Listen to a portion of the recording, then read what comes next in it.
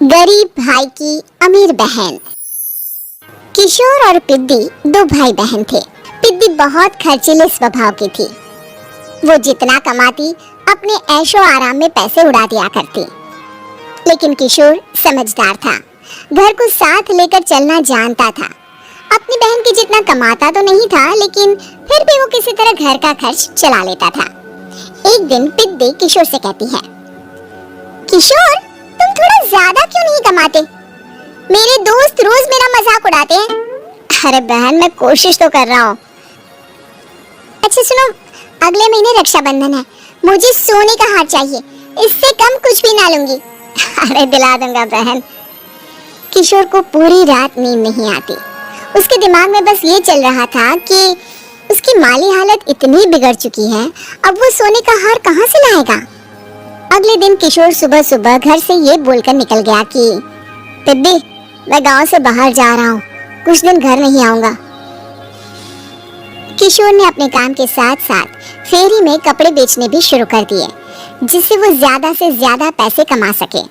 रात में वो एक बिल्डिंग की चौकीदारी भी करने लगा। अपने काम से थोड़ा बहुत समय निकालकर बस कुछ घंटे की नींद ले पाता था। और कब वो कुछ दिन एक महीने में बदल गए और रक्षाबंधन भी आ गया, पता ही नहीं चला। लेकिन किशोर अभी तक घर वापस नहीं लौटा। जहाँ वो काम करता था, पिद्दी के नाम का गुल्लक रखा हुआ था। किशोर ने उस गुल्लक को फोड़ा और सारे पैसे इकट्ठा करके एक सोने का हार खरीद लिया। घर में पिद्दी किशोर का इंतजार कर रही थी। तभी किशोर आता है। कहाँ चले गए थे? 4 दिन का कहा था और 1 महीने से पता नहीं कहाँ गायब हो गए थे।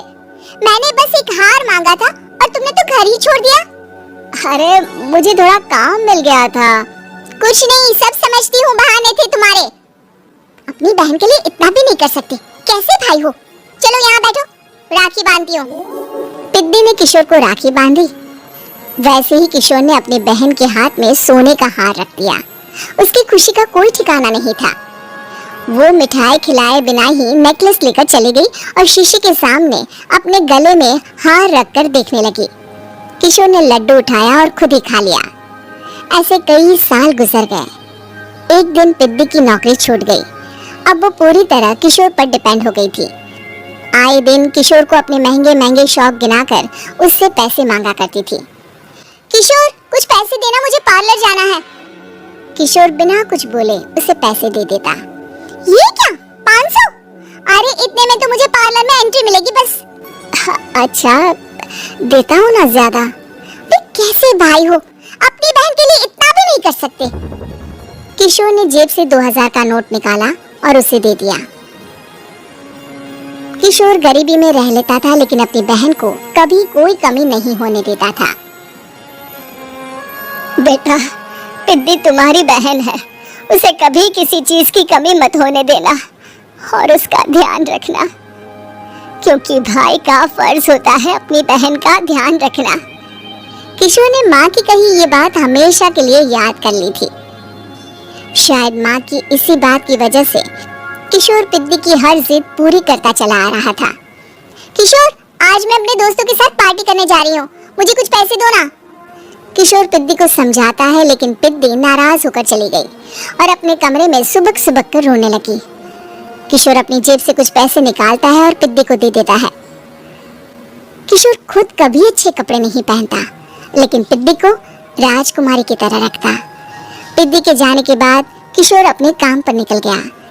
एक तरफ पिद्दी अपने दोस्तों के साथ मस्ती कर रही थी, तो वहीं दूसरी तरफ किशोर पैसे कमाने के लिए कड़ी मेहनत कर रहा था। कुछ और दिन ऐसे ही बीत गए। एक दिन पिद्दी एक लड़के को लेकर घर आई और उसे किशोर से मिलवाया। किशोर, मुझे इस लड़के से शादी करनी है, लेकिन इनके मम्मी पापा बोल रहे हैं कि उनको दहेज में एक कार चाहिए, तभी वो मेरा और पंकज का रिश्ता कबूल करेंगे। लेकिन बहन, कार खरीदना कोई सब्जी खरीदने के बराबर तो नहीं है। अरे कैसे भाई हो तुम, अपनी बहन के लिए इतना नहीं कर सकते? देखो, मैं ज्यादा इंतजार नहीं कर सकती, तुम्हें 1 साल में मेरे लिए कार खरीदनी ही होगी। अच्छा पंकज, एक काम करो, कल तुम अपने माता पिता को घर बुला लो, मैं उनसे तुम्हारे और पिद्दी के रिश्ते की बात कर लेता हूँ। अगले दिन किशोर के छोटे से घर में पंकज और उसके माता पिता आते हैं। बेटा, तुम्हारी बहन ने हमारी शर्त तो बता ही दी होगी। जी। बेटा, तुम तो इतने छोटे घर में रहते हो, दहेज कहाँ से लाओगे? मैं अपनी बहन की खुशी के लिए सब कुछ कर सकता हूँ। पंकज और पिद्दी का रिश्ता तय हो जाता है।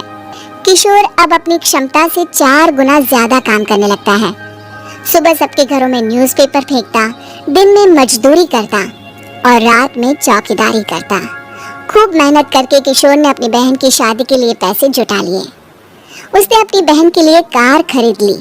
जब वो पिद्दी के ससुराल वालों से मिलने गया तो उन्होंने किशोर से और पैसों की मांग की।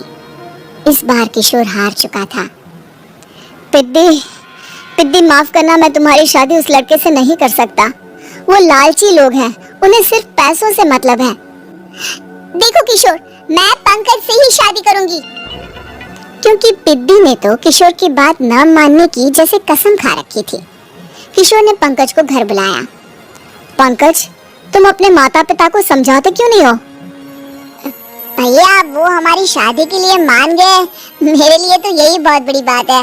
हम एक काम कर सकते हैं, दहेज की रकम में से कुछ पैसे मैं आपको दे देता हूँ। अरे लेकिन समाज वाले क्या कहेंगे? अरे जब दुनिया को पता चलेगा तब ना। अच्छा, कुछ पैसे मैं अपने मालिक से कर्ज में ले लेता हूँ। कुछ पैसे पंकज देता है, कुछ वो कर्जा लेता है और अपनी उम्र भर की कमाई वो अपनी बहन की शादी में लगा देता है। आखिर में पंकज और पिद्दी की शादी हो जाती है। पिद्दी की विदाई के बाद किशोर बिल्कुल अकेला पड़ जाता है।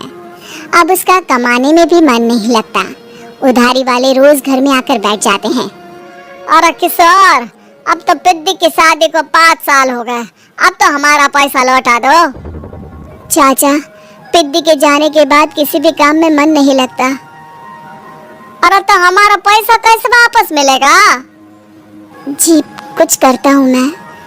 किशोर के ऊपर बहुत सा कर्जा चढ़ गया था, इसलिए उसने तय किया कि वो ये घर बेचकर सबके पैसे लौटा देगा। अगली सुबह शहर के किसी साहूकार को उसने अपना घर बेच दिया और सबके पैसे लौटा के वो गांव छोड़कर चला गया। पिद्दी ने शादी के बाद कभी अपने भाई का हाल तक नहीं पूछा। किशोर को फर्क नहीं पड़ता था, बस ससुराल में उसकी बहन खुश है ये जानकर उसे खुद की खुशी मिलती थी और ये सोचकर कि उसने माँ से किया हुआ वादा पूरा कर दिया।